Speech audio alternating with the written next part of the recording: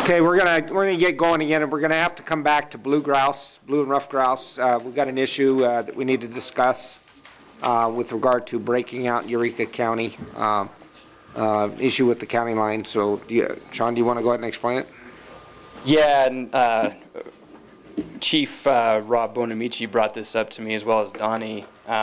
We really should be defining this by units rather than by county, just because and this is a county where, like Churchill County, you've got a county line on the ridge line of the diamonds.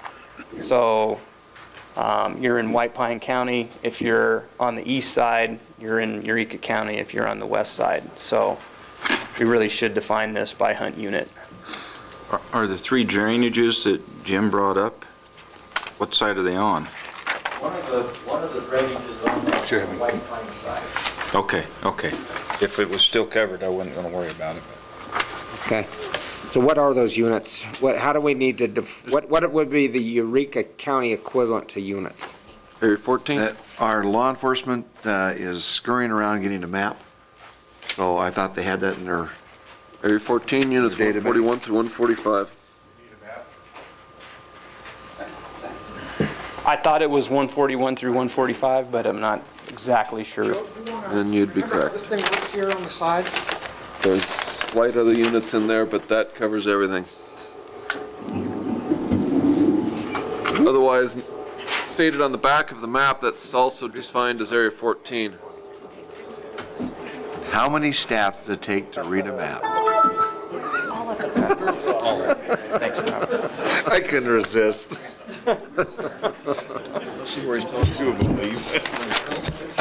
Well, it's just this. Okay. Probably.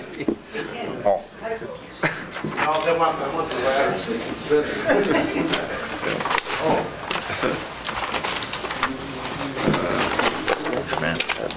Okay, so are we in agreement that it's units 141 through 145, or otherwise known as Area 14? On the surface, I'm comfortable with that, yeah. Even though we probably don't have blue grouse in some of those units, that covers Eureka County pretty well, except for Unit 068, which I don't think we have any blue grouse on Mary's Mountain, so.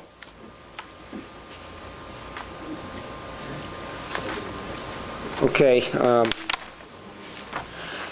I guess I would we need to take this, well, is there any discussion by the commission on this this potential change? Okay, seeing none, any public comment with regard to this item, basically on blue and rough grouse. Our motion was September 25th to November 4th for Eureka County. That's the motion that was approved. The problem with that is the county line bisects, is on a ridge line, so you have hunters on top of the ridge line with two separate sets of rules. Any public comment? Seeing none, bring it back to the commission. Anybody want to make a motion? Commissioner Rain? Being as we just approved this today, I believe the proper protocol is that, I'm trying to remember the exact name of the motion, but we have to retract the previous motion, requires 2/3 vote of the board, and then we can go ahead and readdress it. I'm trying to remember the exact name, but basically it's to retract the previous, undo what we already did. It requires 2/3 vote. Okay. So move to retract or undo our previous action on blue grouse. Blue and rough grouse? Blue and rough grouse. Second. Okay, I have a motion and second. Any further discussion? Seeing none, call for a vote. All in favor say aye. Aye. All opposed? Okay, so we're now resetting blue and rough grouse seasons, looking for a motion. Therefore, approve the blue and rough grouse statewide as presented by the department, with the exceptions of units 141 through 145, otherwise known as Area 14, and those season dates to be September 25th through November 4th. Second. Okay, I have a motion and a second. Any further discussion? Seeing none, go ahead and call for a vote. All in favor, say aye. Aye. Aye. All opposed? Motion passes. Wild turkey. How do you want to do this? Got a few pages of this. And do it all at the same time? Do it all. Yeah, we're going to do it all at the same, that's what I'd recommend, do it all at the same time. I'll just go through the changes and then we can go ahead and have discussion. We did notice an error in the application procedures. It's fairly minor, but in that paragraph that begins with except as specified for junior wild turkey hunts and landowner remaining tags will be available on a first-come, first-served basis through the internet at www.ndow.org over the counter during business hours. It actually should read the paragraph at www.huntnevada.com and over the counter. So we'll go ahead and make that edit. Other than that, the changes, we did recommend for the junior wild turkey and general turkey hunt in Lincoln County to be closed due to lower turkey numbers. We did add a junior wild turkey hunt for Unit 151 and 152 of Lander County, and also for the Mason Valley Wildlife Management Area. We had a reduction of tags in Unit 102 and 065 of Elko County from 15 resident to 12 resident. We have a recommendation to open Unit 192 of Douglas County, and we recommend 2 tags there. And then we have a recommendation to increase tags in Unit 115 of White Pine County from 14 to 18. So those were the changes for the turkey hunt, both junior and the general season.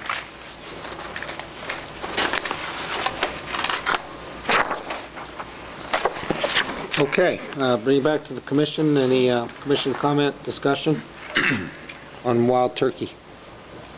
Noting the change in the procedures. Okay, seeing none, I'll go ahead and take it out to the cabs. Any cab comments? I know Clark County, I believe, has one, but yeah, come on up. Michael Gerard for the record, Humboldt County. We voted to accept the department's recommendations for Humboldt County turkey hunts. Thank you. Thanks. Paul, come on up. For the record, Paul Dixon, Clark County Wildlife Advisory Board. As mentioned earlier, we have an avid turkey advocate in Clark County. In his he made some suggestions based on population numbers that he has been seeing down there, and I think he talked about those with you, Shawn. He wanted to, for the first hunt, I believe you had...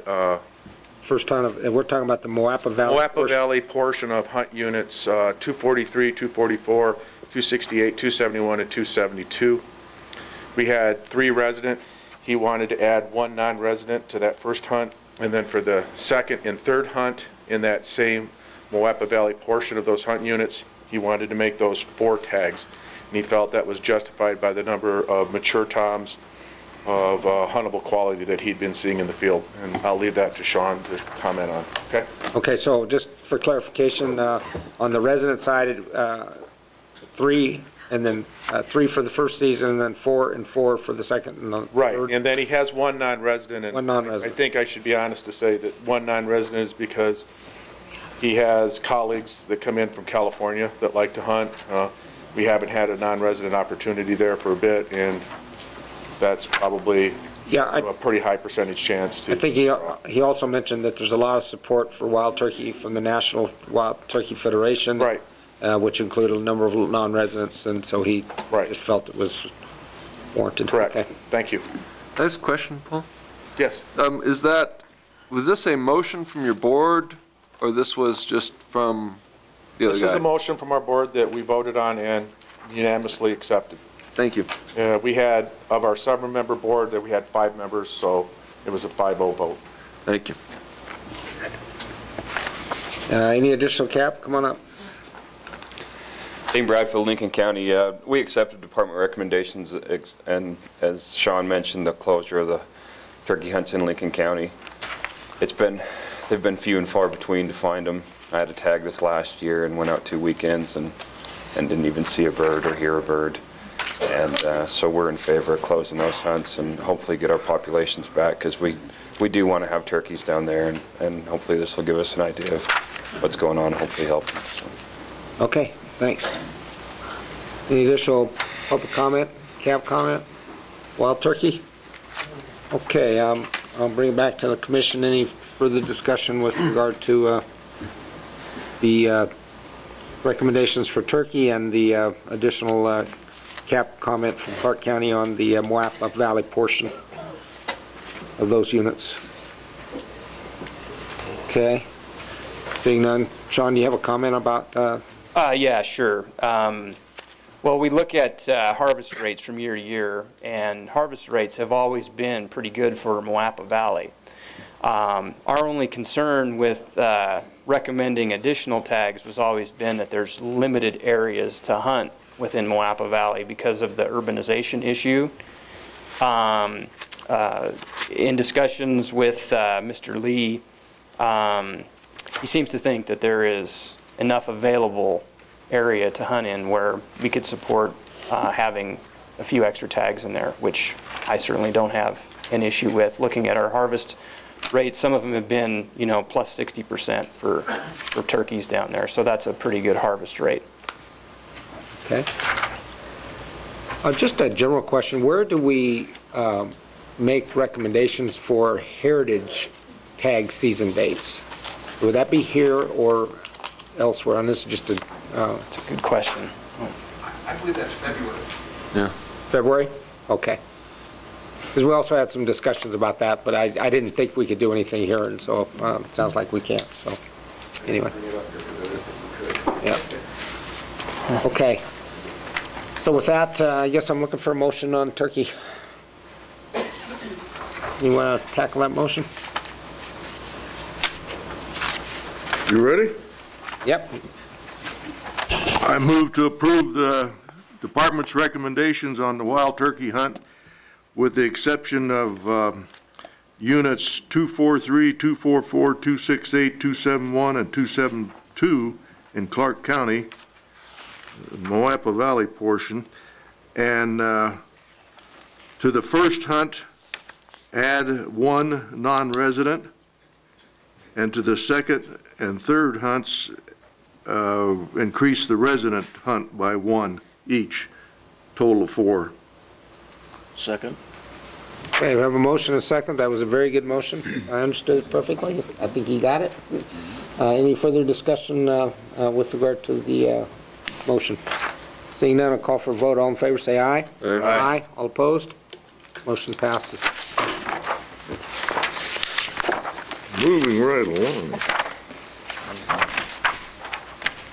So the next issue to discuss would be falconry seasons, and we have not recommended a change for that falconry season. It would extend from September 1st through the last day of February. Daily bag limit of 2, possession limit of 8. Okay, bring it back to commission. Any comments, discussion on falconry seasons? Seeing none, take it out to public. Any public comment on the falconry seasons? Okay, seeing none, I'll bring it back to the commission. Look for a motion.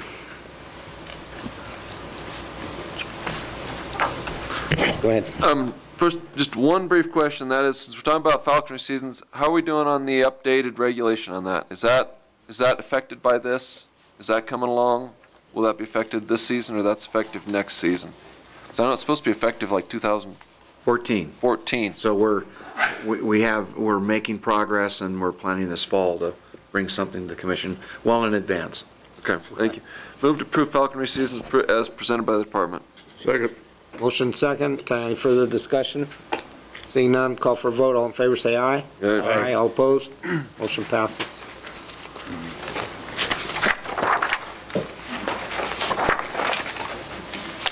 Russell. For the record, Russell Woolstenhulme, Department of Wildlife.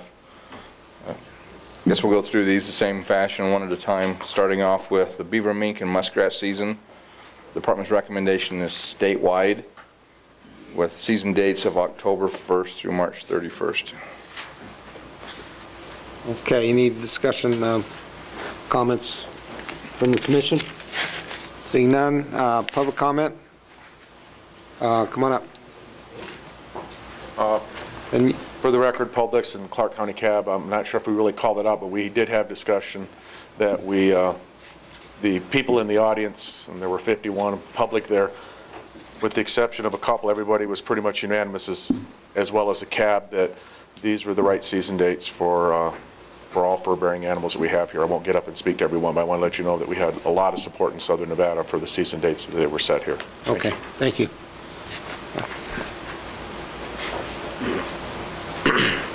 Michael Gerard, Humboldt County, for the record. We voted to accept the beaver, mink, and muskrat, but we wanted to know why we're setting fur bearers at this meeting and not the August meeting, like historically been, when we could have the data from Endow, because we never got the fur bearer data. So how can we make an educated recommendations if we don't have the data? Thank you. Russell? For the last number of years, other than last year, because this meeting was canceled, it was postponed to a later date. This is the month that we typically set these seasons in the last decade or so.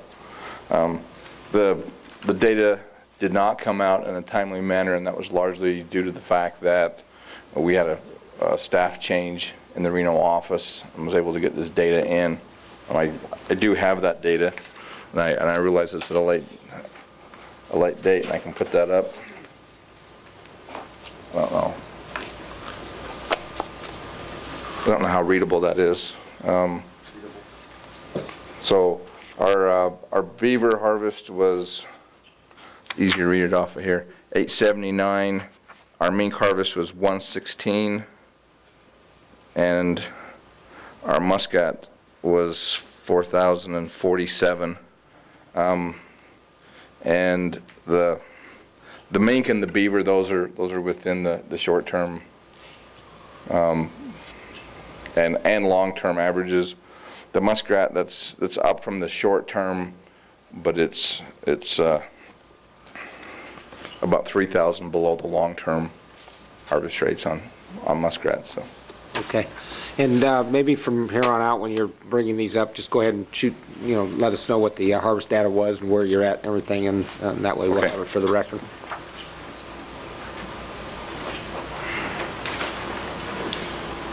Matt Murray, Elko County.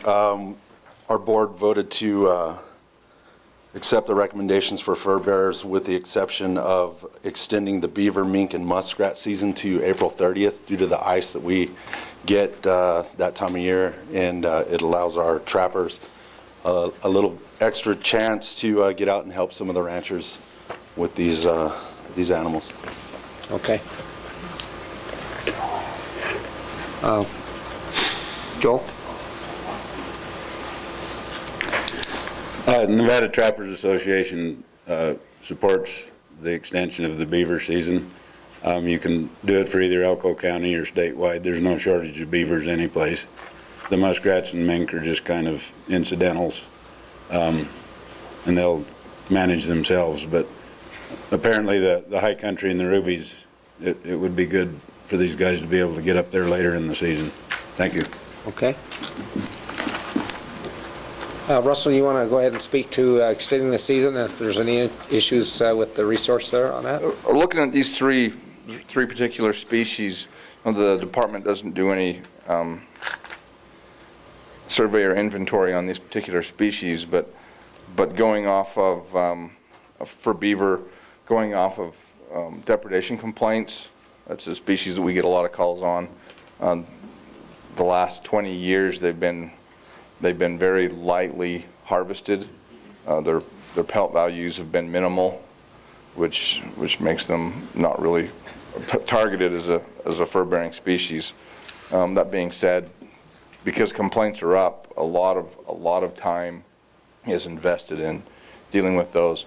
The easiest way for the department to deal with those complaints because we don't have the personnel or the finances to handle a lot of those, is to turn to the trapping community to help do that. An extended season would certainly help in that endeavor, because once the season ends, then there's a more complicated process of getting permits. And so that would help. Mink are a very common statewide species that are very, very little trapped, very, very little utilized. Muskrats are a non-native species, so the department doesn't necessarily have concern about their populations dipping, but they're one of those species that, like all of them, it's all driven by price. If the price goes up, we see a little more take, and when it goes down, it drops. But their numbers, their harvest numbers, are, even though they're elevated over the short term, there were years when in the state we were harvesting 20 to 30,000 muskrats annually. So I don't know that the extra month is going to push us up to a place where I would have concern. Okay. Any additional public comment? Yes, come on up.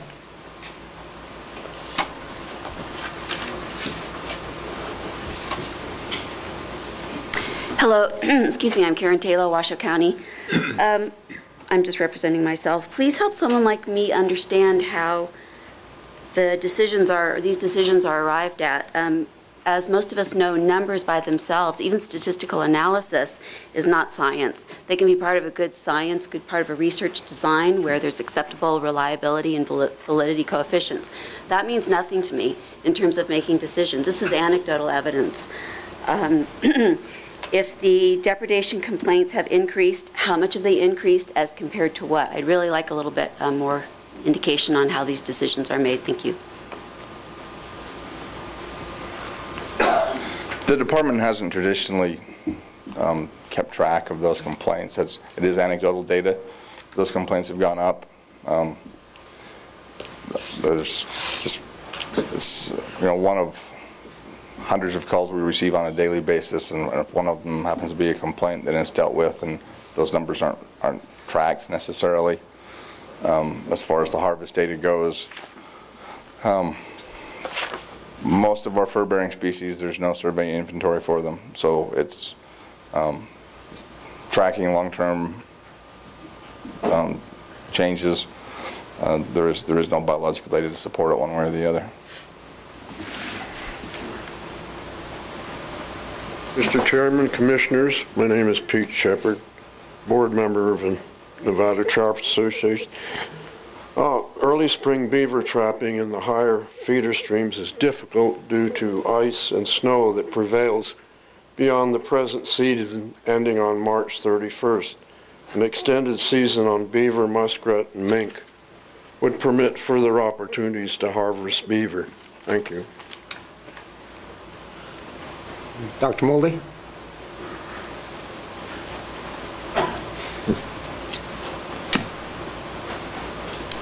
Mr. Chairman, Commissioners, Don Moldy, Reno.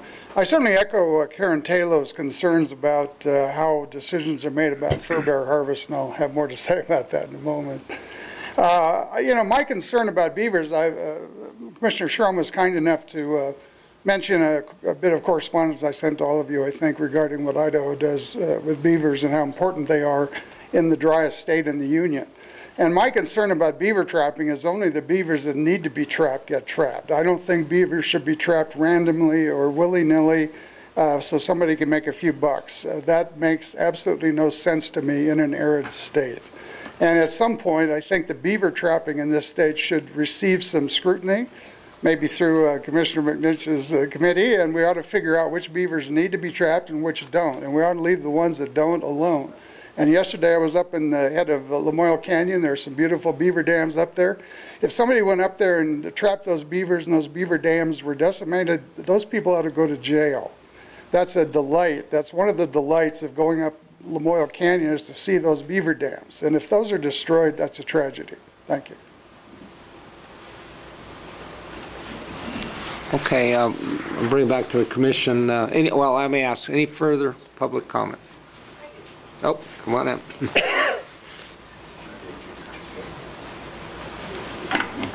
Judy Karen, for the record. I wasn't going to speak, but now I feel compelled to. Recreational opportunities outdoors for hunters, trappers, and fishermen. The hunting community and trapping community, we're out there a limited number of days, times that we set on science and data. That's a healthy part of our living, and I appreciate that, and I cherish it, not appreciate it. And to hear the trappers talk about extending a date, which I hadn't given much thought to, from March 31st to April 31st. If the commission and the department have science and data that you're providing here, and we aren't impacting the resources, that's what we do with our big game species. It's opportunity to be in the field another 30 days. I just, for myself to convey it, that's 30 days that I can enjoy the outdoors more. If the science is there, I support them moving the date for 30 days. Thank you. Okay. Any commission comment? Any further public comment? Okay, seeing none, I'll bring it back to the commission. Any commission comment? Commissioner McNinch. Oh, thank you. I'll make a comment. Considering the challenges that we've had getting to where we're at with the trapping stuff, you know, generally speaking, you know, I mean, I've expressed my concerns with some of these things, the bobcat stuff. I mentioned it last year in Fallon. I thought we had a little bit some kind of a deal we were working out of that, but I remember it differently than others, so I'm going to have to go back and look. But I'm not going to tend very far off of what the department has suggested. I mean, that it's considering what we're already going through, it's a stretch for me in some of these cases already, and I don't want to muddy the waters with extending things. I understand the need.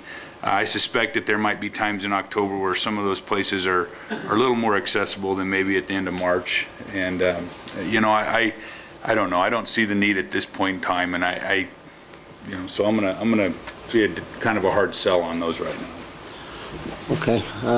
Any other comment from the commission? Okay, Russell, I do have a question with regard to this. What? Okay, so we have this harvest data, and I assume we have a trend for the beaver, trend on harvest data for the beaver. Can you kind of go over what the long-term trend has been, and then maybe speak to what the impact, what additional you know, harvest might be for additional 30 days? And I imagine it varies, because sometimes maybe the weather opens up earlier or later, depending on the year. But anyway, just give us some idea. Okay. First of all, I'd like to say that, you know, beaver are one of those species that are unbelievably beneficial to the environment in places where they are, and the department would never advocate the mass removal of beaver in their native habitats. That being said, there's a large portion of the state, that being the western side of the state, where apparently beaver are not native. The very first wildlife work done in the state was set up by the legislature, and they created a beaver trapping position, and beaver were trapped throughout the year to relieve problems with water flow. That is the major problem with beaver. The beaver trapper was hired by the state, and during the winter months when the pelts had value, that the pelts were, half of them were given back to the landowner, and the other half were sold, and that money went into the state coffers. During the summer months, when the pelts had no value, the beaver trapper then, through direction of the legislature, would take those beaver and move them to waters where beaver were either absent or missing. And the western waters of Truckee River, the Carson River, and the Walker Rivers did not have beaver historically, and they were put into all those systems. And they now create a lot of problems along those rivers where they're not native. And that's one of the things the department is faced with on a regular basis, is going back, and there's and pardon me, I don't remember the name of the organization. There's a group that works on the Carson River doing rehabilitation there, and one of the biggest problems they have, they've been doing a lot of plantings of cottonwood trees along that system that were once there and are now missing, and they have a hard time keeping those in there. Nature Conservancy's done a lot of work on the Truckee River. There's been recent problems of the cottonwoods along the Truckee River through Reno being lost to beaver, and there's been some recent efforts to try to wrap those with wire to reduce some of that damage. But beaver can be extremely destructive. It's all anecdotal, but I've spent time in last week dealing with beaver problems in urban areas. Sparks along the ore ditch. There was some tree damage done along there, and I worked with some property owners there to try to solve some of those problems, which were non-removal techniques. So there's various ways you can deal with this, but as far as the data goes, for the most part, most of these species are in the department's opinion, are very little utilized. And because of the lack of man time and resources and the difficulty of surveying a lot of these species, there's not a lot of biological data to support it. Just looking, all we have really to go off of is this long-term trends. On most of these species, beaver being one of them, the long-term average, this is 42 years of data, and the long-term average during that time is 725 beaver annually. Looking back through the history of it, there's the all-time high during that period was 2,209 beaver in a single year, and it looks like the all-time low is about 189 beaver during that time period, but the long-term average is 725. So this is slightly up, but based on the anecdotal information of beaver complaints, there's individuals in this room that have been in the very recent past contacted the department with beaver problems on their property that was reducing water flows. State law is very clear on the importance of maintaining those water flows to those that have the water rights, to the point that I have never implemented this law. I'm not quite that brave, but there's actually state law that allows the department to go on private property without landowner permission to remove beaver if it's impeding water flows to a neighboring property. And for the most part, the property owners that I've ever dealt with don't have a problem, letting the department deal with those issues when they arise. So I've never had to invoke that law and go on without permission. But they are damaging. We get a number of calls from Department of Transportation, as well as various counties dealing with flooding issues on roadways. Those have increased in recent years. Anecdotally, once again, I have no data. Just being one of the individuals dealing with those problems over the last decade, anecdotally, the calls have increased, largely due because of a apparent increase in beaver populations throughout the state. So. Okay. Bring back to the commission. Any additional questions, comments? Trish. Where are we? You ready? Hold on. Where are we? Where are we on? We had public. I think we've already had it, right? Yeah. For many. Yeah, we brought it back to the commission, so I'm going to be consistent. We brought it back to the commission, so we're looking for a decision here. And I guess I'm looking for a motion. I'm ready. Good. Okay. I move that we approve the department's recommendations for the beaver, mink, and muskrat season, with the exception of moving the end date from March 31st till April 30th. Second. I have a motion, a second. Any further discussion?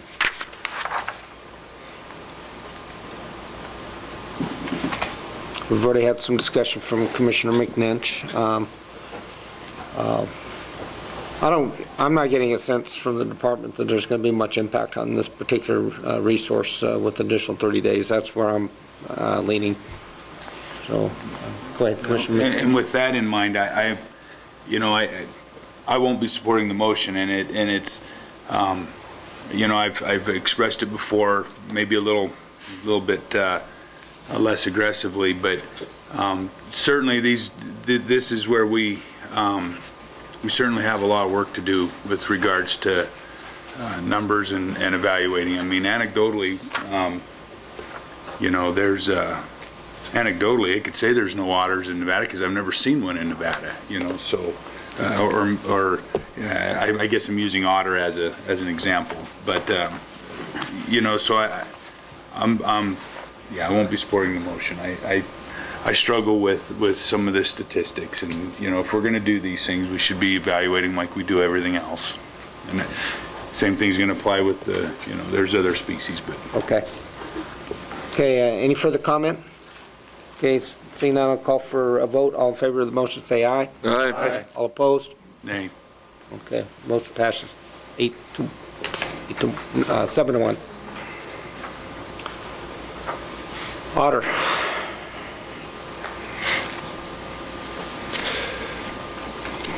The otter season, the department recommends open areas of Elko, Eureka, Humboldt, Lander, and Pershing counties, with season dates from October 1st to March 31st. Carson City, Churchill, Clark, Douglas, Esmeralda, Lincoln, Lyon, Mineral, Nye, Story, Washoe, and White Pine counties are closed to otter trapping, with special regulations if any otter are taken in the closed areas that they be, within 48 hours, be turned over to the department. Okay, bring it back to the commission. Any discussion, comments with regard to the otter, proposed otter seasons and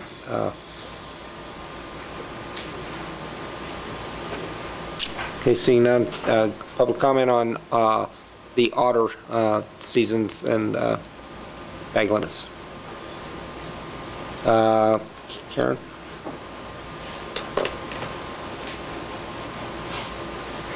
Once again, just want to reiterate that numbers are not science. They can be a part of science, but this is not science. And I want to thank the gentleman for indicating that a lot of this stuff is on anecdotal evidence.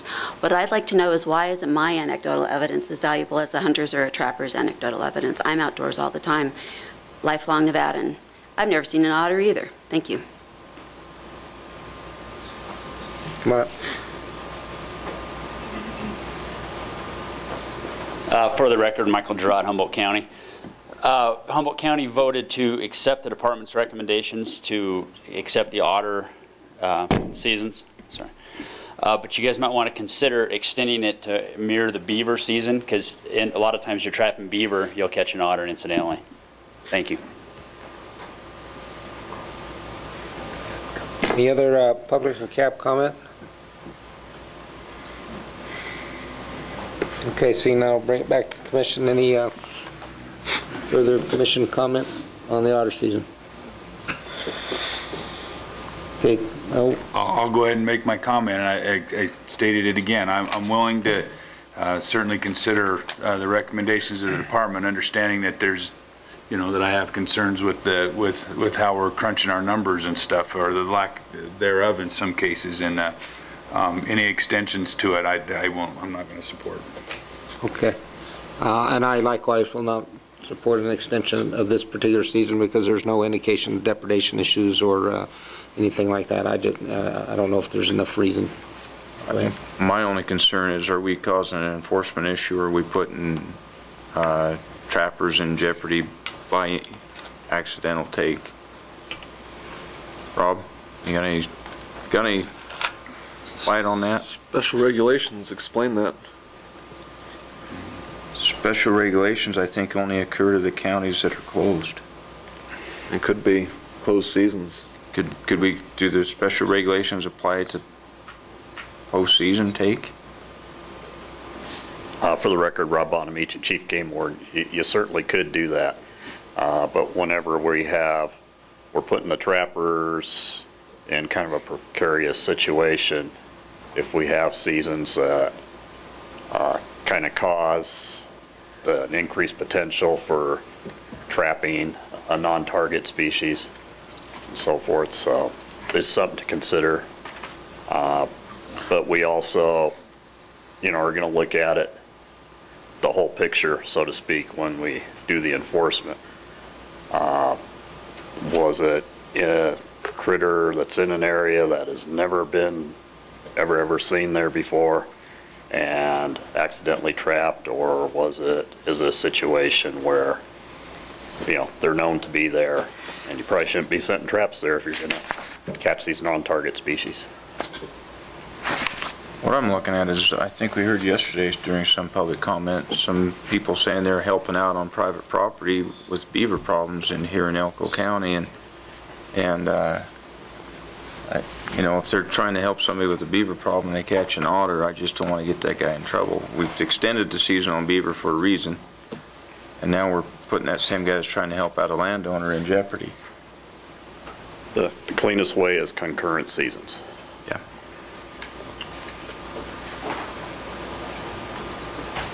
Okay, any additional comment from the commission? Okay, seeing none, guess I'm looking for a motion. One comment. Comment? Well, one way to clean that up would be to insert two words, and that would, under special regulations, and that would be if an otter is accidentally trapped or killed in those counties, then, or season dates which are closed, person trapped as written after that. Okay, I'm gonna make the motion. Move to approve the otter season as proposed by the department with those additional words. Counties or season dates, which are simply inserting or season dates.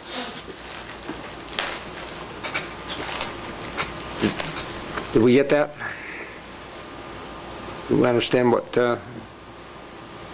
where's that? I have it written down, write it down.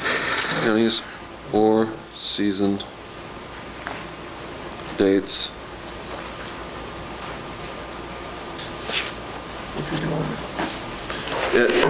Added to special regulation. Or season, okay. In those counties or season dates. I'd say in or during, but the intent's the same.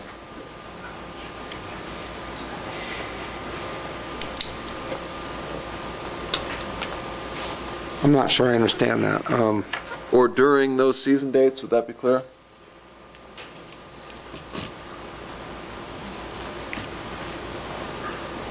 Well, it's not going to be closed during a season dates, right? It would be April 30th, after this is closed, all of the month of April, it'd be closed. But we're dealing just with otter. Yeah. Otter is... So if they, I mean, as it's written, if somebody catches an otter, it's beyond, and if we approve the March 31 season date,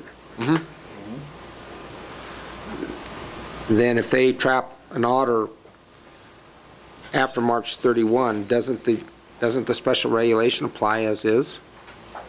It was questionable, so if we want to add it in, or during seasons which are... Oh, because it's not covered, because that's... It only says counties currently. That are closed, and these are your closed counties, these are your open. Or actually, I guess it'd be cleaner, or seasons which are closed. Just so, forget dates, or seasons.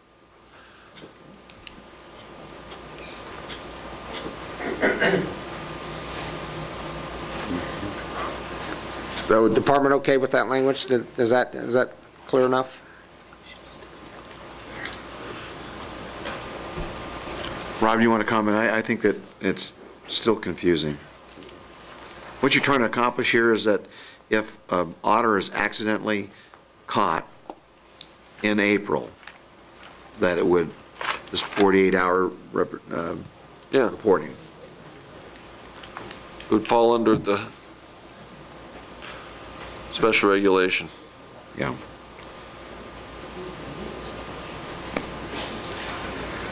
I think we'd have to read or outside of an open season. No, it says which are closed, or seasons which are... Okay. Go through better verbiage. Something along the lines of, if an otter is accidentally trapped or killed in those counties which are closed or accidentally trapped or killed outside the prescribed season. That would do it. It shall be reported. Insert, or outside of the prescribed season. Okay. As a suggestion, off the top of my head. Yet the other question I have is that I'm not a trapper, so are the sets the same? Are you going to trap accidentally an otter? Occasionally, but we don't want them that time of year because their pelts are stringy. We don't have a motivation to catch them. Our motivation is to avoid them. Occasionally, but not much. Okay, so it should be incidental. Restate the motion to that, which was just stated by Mr. Bonamici, to insert, because it hasn't been seconded yet, so, which are closed, comma, or outside of the prescribed season, and then continue with the person trapping or killing. Okay, I got it. I think that works. It's clear. We have a motion. Which could second. Okay, a motion and a second. Any further discussion? Okay, seeing none, I'll call for a vote. All in favor of the motion, say aye. Aye. Aye. All opposed? Aye. Motion passes 7-1.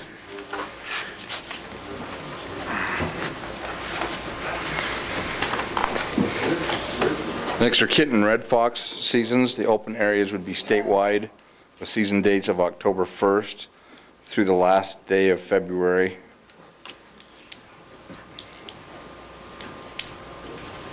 And I'm looking at their the harvest on those species. For gray fox, the long-term average is 725, and for kit fox, the long-term average is 593.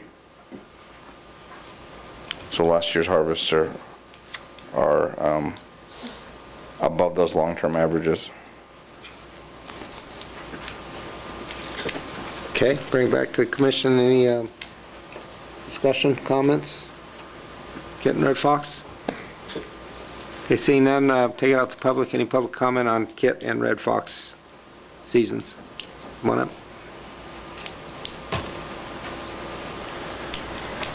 For the record, Michael Gerard, Humboldt County. We voted to accept the department's recommendations for kit and red fox. Thank you. Okay, thanks. I did want to clarify for the record that I gave the long-term averages for gray fox, and I meant to give it for red fox. So the long-term average for red fox is 8 annually. So let me make that correction.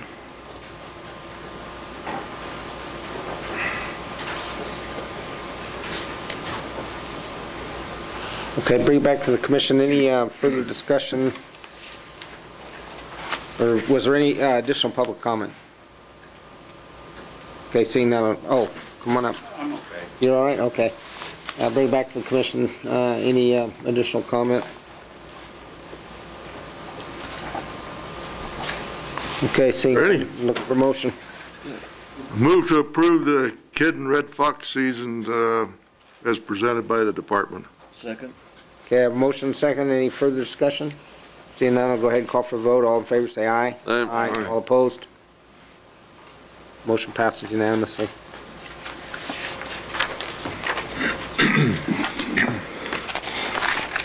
Next up is bobcat seasons. On bobcat seasons, a recommendation from the department are open area statewide, season dates November 1st through the last day of February, with a special regulation of closed to non-residents. And I do want to comment that bobcats, unlike most of our other species, we do have large quantities of biological data. And that's even smaller than the last one, for which I apologize.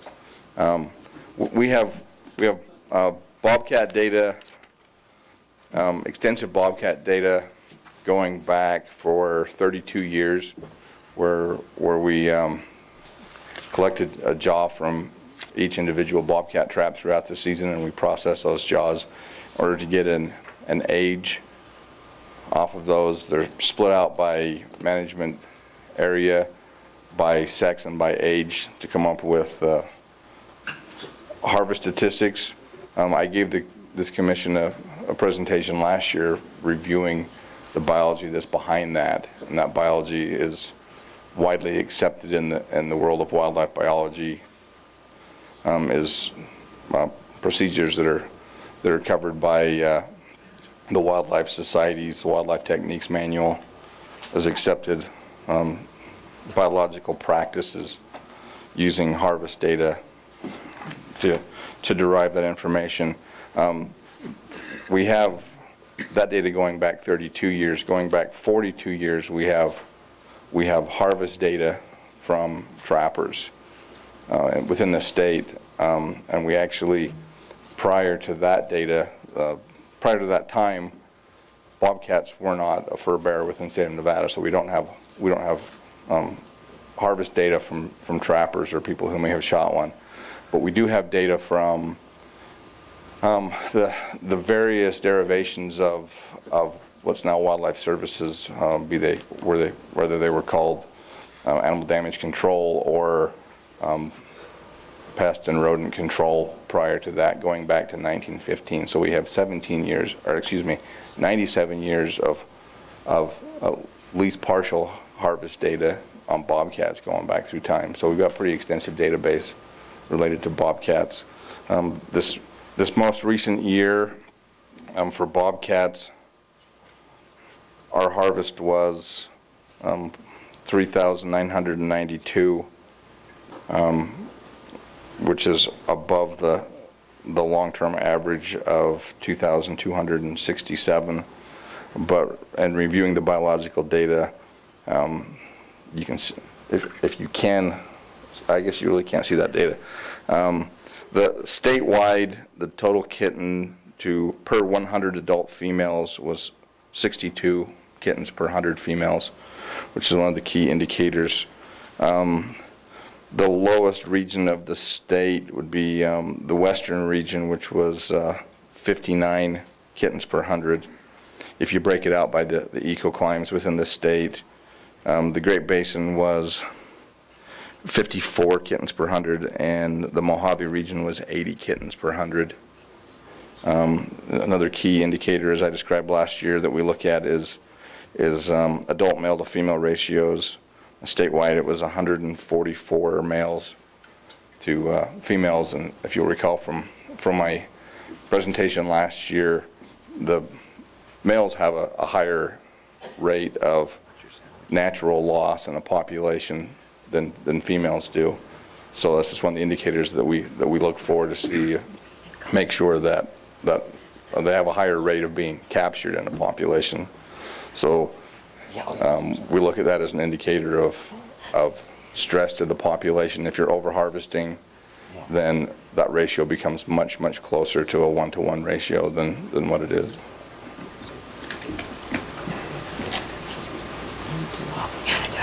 Okay, hold on. Where are we at? I guess, any comments first from the commission? Okay, seeing none, go ahead, come on up. Take it out to public comment. Mr. Chairman, Commissioners, Pete Shepard. The bobcat season in 2011-12 was November 1 through the last day of February. I concur that this season length be continued. As a retired wildlife biologist, I applaud NDOW's biological useful and timely annual summary of the bobcat tooth collection, which is an excellent indice for managing a valuable resource. Thank you. Come on up, Paul. For the record, Paul Dixon, I'd also like to comment on just how NDOW has collected information. People always ask, what is the number of bobcats in the state? How many do we have? How are we impacting the overall population? Everything we have is based on ratios, which means that you start with an initial ratio and you say, that's my starting point, and it's 1. And you basically look at changes of that ratio, and then you can infer what's happening to a population, but you can't give solid, you know, numbers of any individual thing. Everything is done in ratio space. So as you listen to other public comment today, make sure you understand that absolute numbers are not ever going to be known for this, because we will never have it. All we can look at is, based on the harvest data, what are the ratios and how to use those ratios to predict basically growing or shrinking or healthy, unhealthy populations. Thank you. Dr. Moley.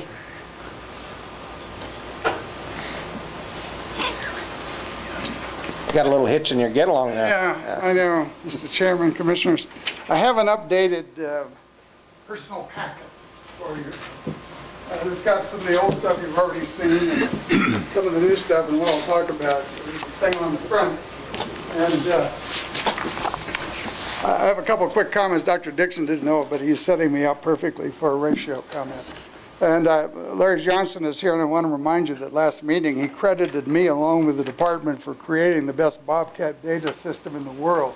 So I feel like I should take a bow since you're looking at some of my effort. Apparently, I don't believe that, but I thank Larry for thinking of me. I want to tell you, this is not science. This is data, and what you do with the data is what's interesting. And let me give you an example of what you don't get from the department. What you have in front of you basically is a ratio, which Dr. Dixon was referring to. And this ratio has to do with total kittens. This is coming from harvest data because that's all you have. You don't have anything else. So in the harvest data, we have total kittens in a ratio against breeding females, if I can put it that way. And it's known among bobcat people that not all adult females breed. Of those that do, average litter size is 2.7. That's generally accepted among biologists. There's a 20% mortality rate in kittens for various reasons. And what you wind up with, if you deduct the 20%, is you wind up with an expected kitten per breeding female ratio of 2.16 at the end of the trapping season, which is the lowest point in kitten survival. If you do that, this is, by the way, California bobcat model information, not Nevada, since I don't know what we have. I've never seen this.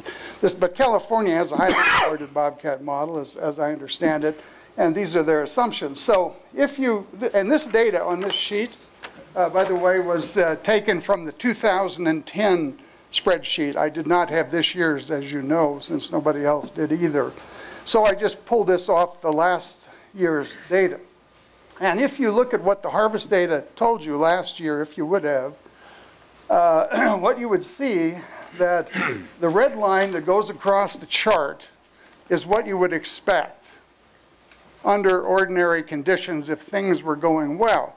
And as you can see with the management areas on the bottom of the chart, the north is on the left side and the south is on the right side. And above the line is good. The red line, and below the line is not so good. I think it's pretty easy to see that, as I've suspected and said for a long time, that bobcats in the south, in terms of productivity, are not doing very well. And it's not because they don't get caught in traps. Trapper activity is high in the south. Trap days are very high. I can show you, you can see your own data if you want to look at that. So this is an example of, and I'm hoping to do this for keeping a running 5-year tally on this. If I can get the data that Russell claims the department has, but I never get. If I can get it for the next few years, I'll run some more graphs like this. So when we talk in the trapping committee about this, we have some actual information that something has been done to stimulate the discussion. That's my interest at this point. And since I learned how to do these things on Excel, wow, look out. Here I come. So at any rate, this is simply an example of what I think should be done with our data. I agree the department does a terrific job collecting data. I just don't agree they do enough with it. That's where I'm going to try to help. Thank you.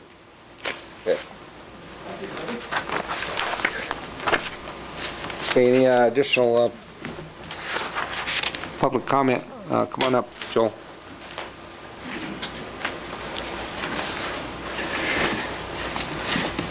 For the record, Joe Blakesley, Nevada Trappers Association. This is going to be fun.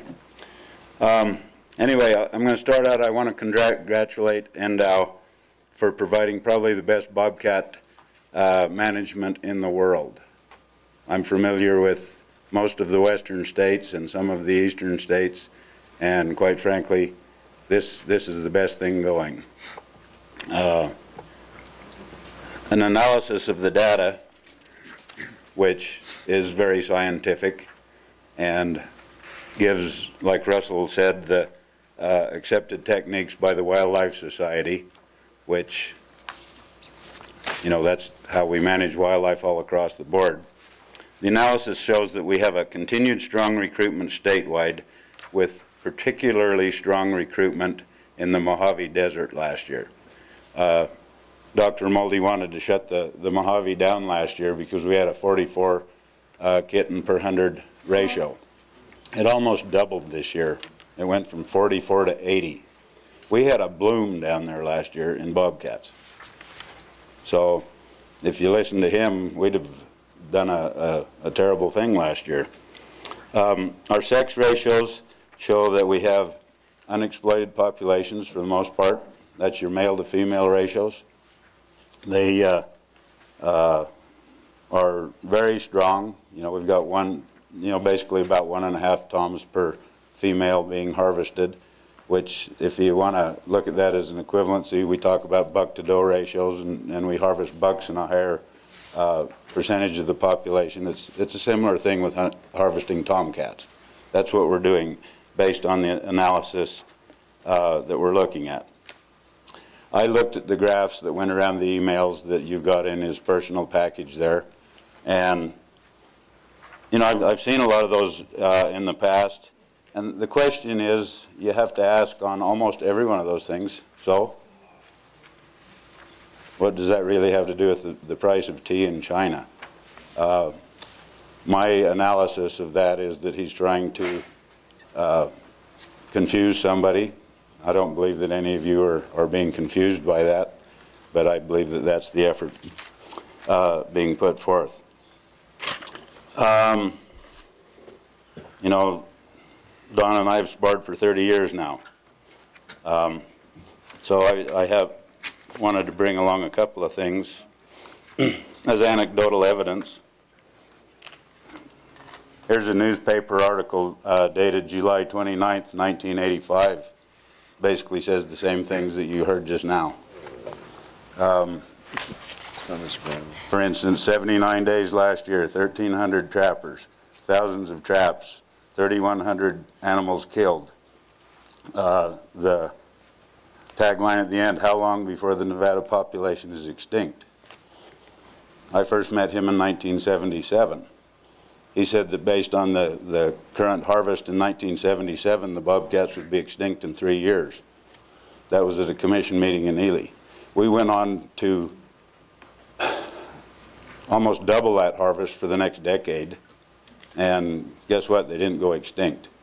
You know, the government trappers back in the 60s and the 50s and whatnot used to take way more cats than we're taking now.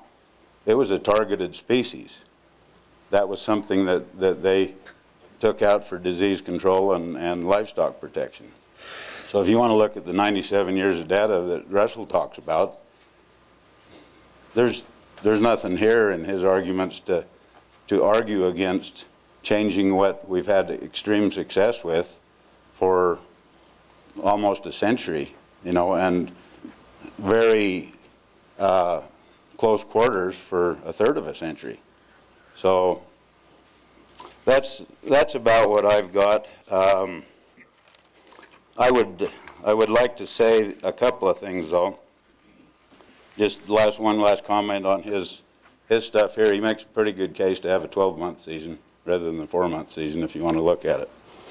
The last thing that I would like to say is I've heard a lot about concern about birds, sage grouse, other grouse, chukars, that type of thing. We're talking about probably the most prolific predator on ground nesting birds in the state. So if we have a concern about sage grouse as being an endangered species, I would certainly think that our efforts are doing a lot more there than what the human dynamic is as far as harvesting these birds. So thank you. Karen, come on up.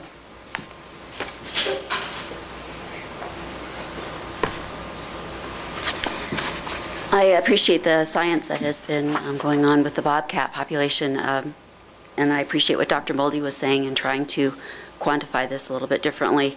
I think we need to talk about money, though.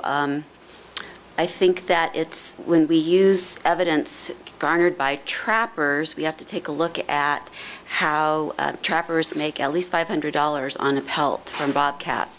And to get all the evidence just from trappers is kind of like allowing Congress to monitor their own salaries. I think that we have to be very, very careful in looking at independent research. Thank you.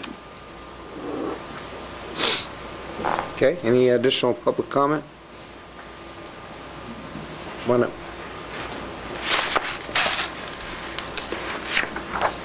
For the record, Michael Gerard, Humboldt County. In Humboldt County, we voted unanimously to have the bobcat and gray fox season run concurrently, but we would like to see it mirror the waterfowl zones. And what we mean by that, in the northeast zone, which encompasses Elko and White Pine County. Elko and White Pine, these guys get a lot of heavy snow up here. So have them run November 1st through February 28th. And then the northwest zone and the southern zone, which takes in the rest of all the rest of the counties, December 1st through February 28th, or on leap years, the last day of February. Our reasoning being is the pelts are not, in some of these warmer counties and warmer areas, the pelts aren't prime in November. So that's the same as shooting a mule deer buck in July. His antlers aren't developed. So why harvest these animals when the pelts aren't prime? And I know you can say, well, wait personally and go in. Well, I personally do wait until later in the season. But there's other guys, because they're motivated by the higher fur prices now, that don't. So they'll go in, catch the available cats. Then guys like me that want to wait, you know, up a rope basically.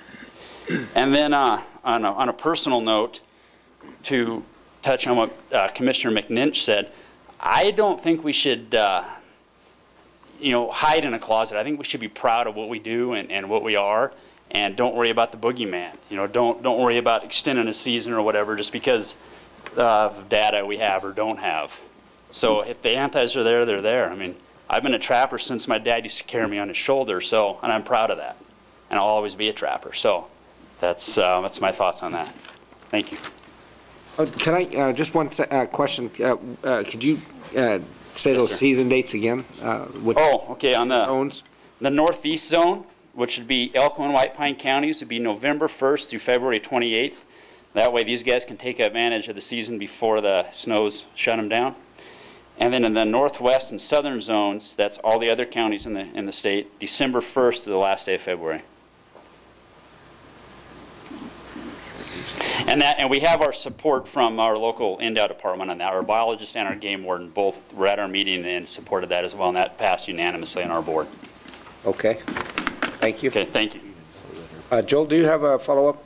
Because I would imagine... Trish had her hand up. I'll get to Trish. Yeah.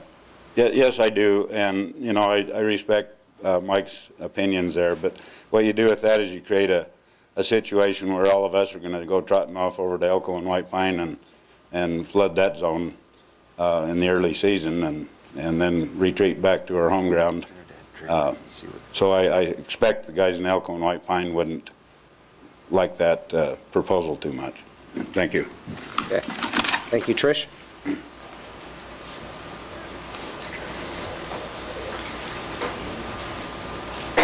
Thank you. I applaud Dr. Moldy for bringing this issue up and for the research that he has done. And he's alluded several times to us continuing this discussion in the Trapping Regulation Committee when we can all get up to speed and we can all decide, take a better look at it. So I'm certainly hoping that that will be the case and that we will have the opportunity to continue the discussion about beavers and about bobcats and other fur-bearing mammals in the Trapping Regulation Committee. Thank you. Thank you. Any additional public comment? Okay, I'm bringing it back to the commission now. Okay, we're back to the commission. Any comment with regard to bobcat seasons? Well, you know, I'm not going to take that quiet too long. Last year, and Joel and Joel and I both have a memory issue. Maybe his is. I'm hoping it's probably me. Okay, but I had a strong recollection, whether it was accurate or not, at the Fallon meeting last year. Russell, maybe you can help us with this. That there was that the department was considering a new way of looking at things. And I don't know if that was based on stuff Waffle was doing or if it was stuff that the department was considering that was a little bit revised or this is, again, my recollection, something other than the way that we've looked with the kittens per 100 moms, etc. Do you recall any of that at all? When I gave that presentation, what I said is this, that well, let me, I guess, clarify first off. What I said last year was that the long-term goal of the department was to come up with a bobcat model. A bobcat model, just like any of our other models, would still be driven by this same data. It would just be, it would come up with an estimation of statewide population is what all a model would add to this picture. We would then be able to take a look at what our estimated population was versus our harvest rate. So the one thing that this current information doesn't give, it gives us indicators of whether or not our harvest rate is dipping too far into the population. That's what these indicators provide to us through the current data that we have. A model would just give us another way to look at that and more numerically see for everyone else that clearly doesn't understand the biology behind this, from various comments that have been made. It would give them another way to look at that and maybe see a clearer picture for other people on how far into the population we're dipping through our harvest. But that's a long-term goal. It wasn't something that I thought that I could get out in a year's time. It's going to be very difficult to build that model. There are essentially no functional models. There's bobcat models out there through various states, but they've got some pretty severe weaknesses in my opinion.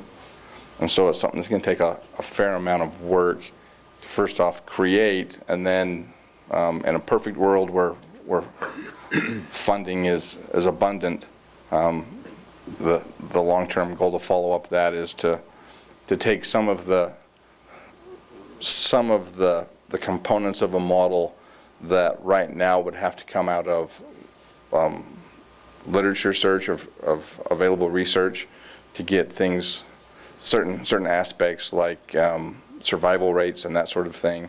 And a long-term hope would be to get funding sources so that we can collect some of that information from within the state rather than having to rely on previous research. I guess that does help a little bit with my recollection. Just I knew there was something that had been discussed at some point, and I guess the gist of it all for me is you know, I said at the beginning of this discussion on the fur bearing stuff that generally I'm going to be open to supporting what NDOW's recommended from a season standpoint, but you know, I'm having really bad deja vu here that man, we, you know, it's as good, it's certainly the best available data that we've got, but I'm certainly hoping that we can move forward, and I work for government, and I'll tell you what, the challenges, I can tell you right now, I'll just accept it unconditionally, that the challenges that NDOW faces with regards to their resources is real, and it's nasty. Government, the people running the money don't like government, generally speaking. They just don't. The money is pretty far and few between. So the resource is a real issue, and when you're trying to do something like this, I understand the challenges from a simple manpower standpoint. We've got to overcome it somehow. We got to find a way to get through it and start evaluating this. maybe we can lead the way and find a better way of doing how we're evaluating these things. It's difficult, and as somebody that's had some schooling or some biology, there are times where I struggle with, you know, take and look for results and monitor for a result. It's a little counterintuitive. There's a room for it in my mind. This might be one of those situations, but I certainly need it reinforced a little bit better. And so I continue to hang on, hoping that we move forward someday, and it's getting more difficult to do that. And you know, maybe we'll be able to talk offline a little bit more here in the near future, and maybe we can come up with some ideas that'll help out. But generally, the reason I would generally support what's recommended is maybe there's some general information in the data that's being presented that I accept, but you know, it's difficult. It's getting more difficult. So. Okay. Any additional comments from the commission? The only one I want to just make is that, in remembering last year, there were some maps, and those maps showed the distribution of bobcat, and there was also testimony as to the where the trappers trap, and that there are islands of habitat that are untouched by the trappers. Wilderness areas are more remote, non-wilderness areas, and so therefore that gives me a lot of comfort that we're really, when you put that together with everything else, that this resource is really not getting you know, any kind of an impact on it that's going to cause any you know, any negative impact on the total resource. So that was a big thing for me to know that we have that cushion, that buffer. So okay, any additional comment then? Christian, I'll go ahead and look for a motion then. You ready? Yep. Move to approve the bobcat season as presented by the department. Second. I have a motion and a second. Any additional discussion?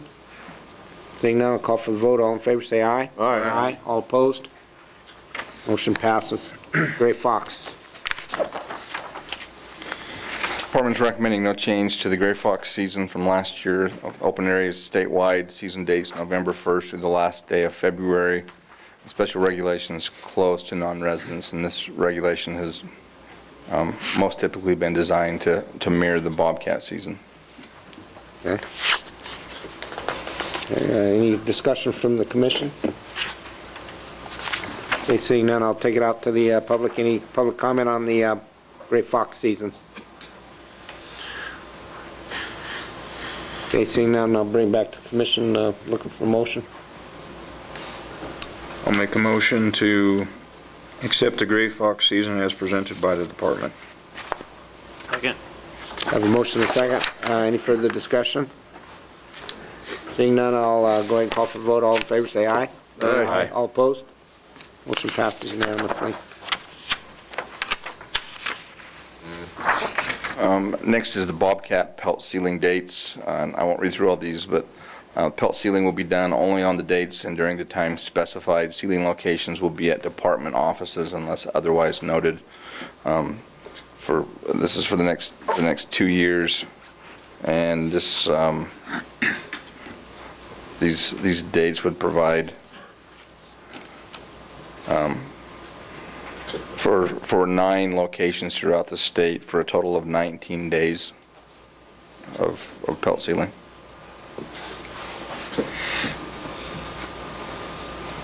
Okay. Bring it to the commission. Any questions, comments on bobcat sealing dates? Okay, how about the public? Any comments on the bobcat sealing dates? No issues there? Okay, seeing, I'll bring it back to the commission. Looking for a motion. I make a motion we approve the bobcat sealing dates as presented by the department. Second. I have a motion and a second. Any further comment, discussion? Seeing none, I'll call for the vote. All in favor, say aye. Aye. Aye. All opposed? Motion passes unanimously. That moves us into the migratory upland game birds. I will comment that for both of these species that we're about to address, they do fall within the federal frameworks that are approved by the Fish and Wildlife Service. First is American crow, open areas of statewide with a spring season March 1st through April 15th, a fall season September 1st through November 17th, with limits of daily bag limit of 10, shooting hour sunrise to sunset, special regulations, shotguns only, then that all crows must be retrieved and removed from the field, and that the season is closed on ravens.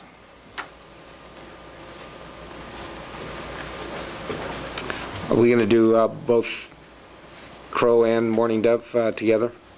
Is that the desire of? I don't know. Yeah, let's do that. Sure. Motion. Okay. One motion, yeah.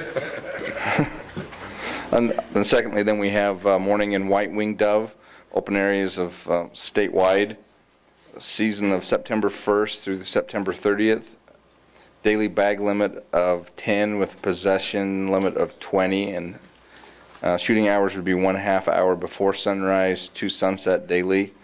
Special regulations, limits for mourning dove and white-winged dove are singly or in the aggregate. And there is a note on there that, actually that note should be fine this year because the early season framework has already been approved, so there shouldn't be any changes to that from the federal side of it. Okay, any questions, discussion with the commission on the migratory upland game bird seasons? Okay, seeing none, any public comment on migratory upland game birds, crow, mourning and white-winged dove? Okay, Dr. Moley. It's migrating up. Yeah.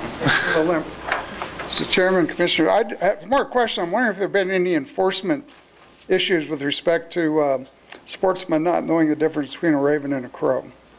I haven't heard of anything, but I'm wondering, since it seems like this is a reasonable time to ask about it. Does anybody from the department have any information on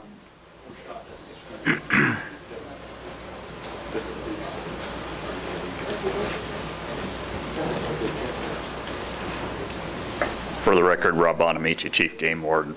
With respect to the raven crow issue, mistaken kills, etc., we haven't run across that, and quite honestly, we aren't out there patrolling for it. We don't have enough officers to keep up with what we got as it is, so it's incidental to our other patrols. We don't set scheduled crow patrols, so to speak. Yeah. So that's the reason in a nutshell. We don't put that much emphasis on it, but it is incidental to our other activities. Okay.